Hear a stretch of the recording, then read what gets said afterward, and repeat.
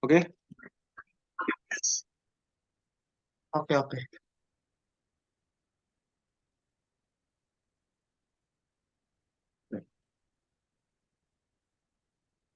Halo teman-teman, kenalkan saya Andreas Stevenson Berimau, NIM 106. dan saya Daniela Prataputra Dermawan dengan NIM 086. Di sini kami akan mempresentasikan model pengembangan sistem informasi, model Object Oriented Technology.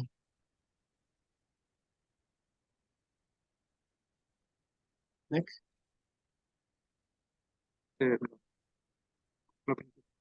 Oke,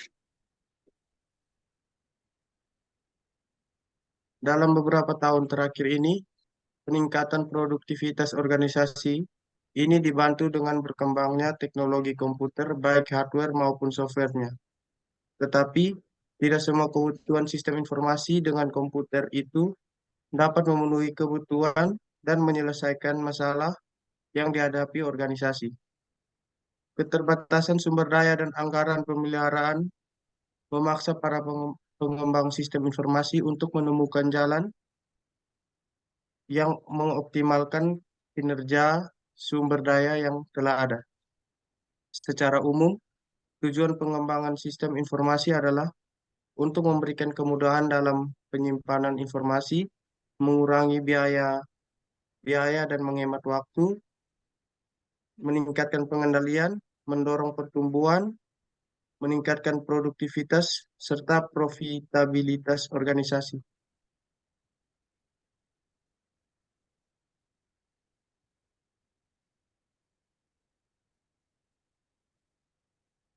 Metodologi metodologi pengembangan sistem adalah suatu proses pengembangan sistem yang formal dan presisi yang mendefinisikan serangkaian aktivitas, metode, best practice, dan tool yang terautomasi bagi para pengembang dan manajer proyek dalam rangka mengembangkan dan merawat sebagai keseluruhan sistem informasi atau software.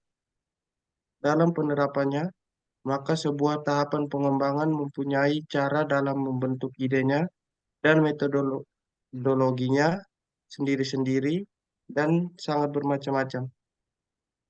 Kali ini kita akan membahas dari salah satu metodologi pengembangan sistem informasi tersebut, yaitu Object Oriented Technology.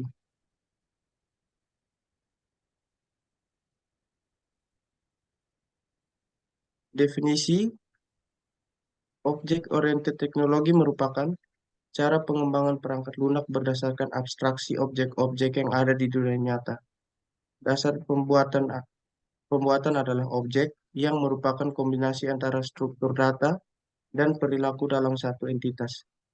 Filosofi object-oriented sangat luar biasa sepanjang siklus pengembangan perangkat lunak atau perencanaan, analisis, perancangan, dan implementasi, sehingga dapat diterapkan pada perancangan sistem secara umum, menyangkut perangkat lunak, perangkat keras, dan sistem secara keseluruhan. Dalam pengembangan sistem berorientasi objek ini, konsep-konsep dan sifat-sifat object-oriented digunakan. Konsep-konsep tersebut adalah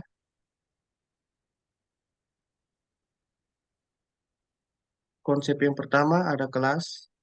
Kelas adalah konsep OO yang membungkus data dan abstraksi prosedural yang diperlukan untuk menggambarkan isi dan tingkah laku berbagai entitas.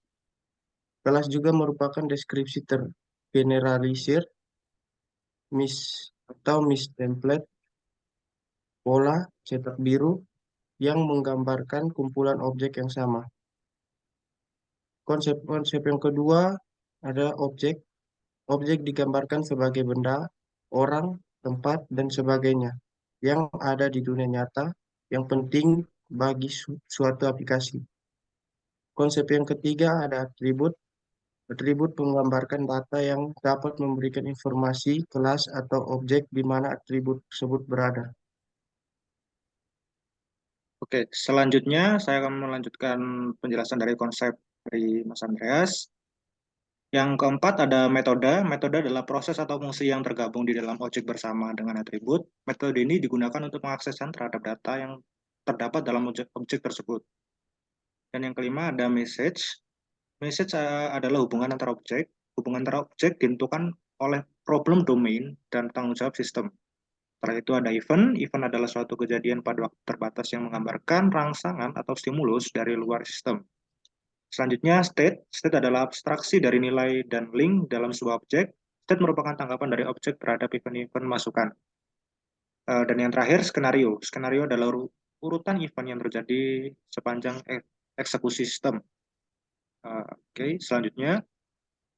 Oke, selanjutnya ini tahapan-tahapan pada objek oriented teknologi. Pada objek oriented teknologi ada beberapa metode yang digunakan dalam pengembangan sistem. Salah satu yang terkenal adalah OMT, Object Modeling Technique.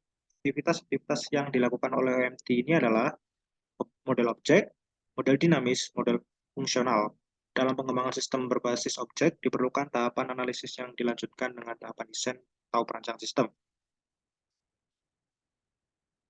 Selanjutnya, ini adalah kelebihan dari objek oriented technology. Saya akan paparkan satu persatu. Yang pertama, uniformity. Pengembang cukup menggunakan satu metodologi dari tahap analisis hingga perancangan. Dengan adanya perkembangan ke arah aplikasi graphical user interface. Yang kedua, understandability. Kode-kode yang dihasilkan dapat diorganisasi ke dalam kelas-kelas yang berhubungan dengan masalah sesungguhnya, sehingga lebih mudah dipahami. Selanjutnya stability. Kode program yang dihasilkan relatif stabil karena mendekati permasalahan sesungguhnya di lapangan. Dan yang terakhir resolvability. Dimungkinkan penggunaan kode-kode sehingga akan mempercepat waktu pengembangan perangkat lunak. Selanjutnya ada kelemahan. Untuk kelemahan objek oriented teknologi ini, metode masih berorientasi. Objek merupakan konsep yang relatif baru, sehingga belum ada standar yang diterima semua pihak dalam menentukan tool yang digunakan sebagai dasar analisis serat perancangan perangkat lunak. Oke. Nah, dari pemaparan kami yang sudah kami sampaikan, yang bisa diambil dari kesimpulan tersebut, dalam proses pengembangan sistem informasi diperlukan metodologi yang tepat dan sesuai dengan pengembangannya, karena ini akan membantu para pengembang dalam mencapai tujuannya dengan terstruktur. Metodologi objek oriented teknologi ini mempunyai beberapa kelebihan dan memudahkan perancangan dalam menganalisis sistem desain. Objek oriented teknologi ada beberapa metode yang digunakan dalam pengembangan sistem. Salah satunya yang terkenal adalah OMT. Dan metodologi ini dibilang belum cukup efektif karena masih tergolong baru, masih perlu pembenahan di setiap proses yang akan dilakukannya. Oke, sekian penjelasan dari kelompok 7 tentang Object Oriented Technology. Terima kasih.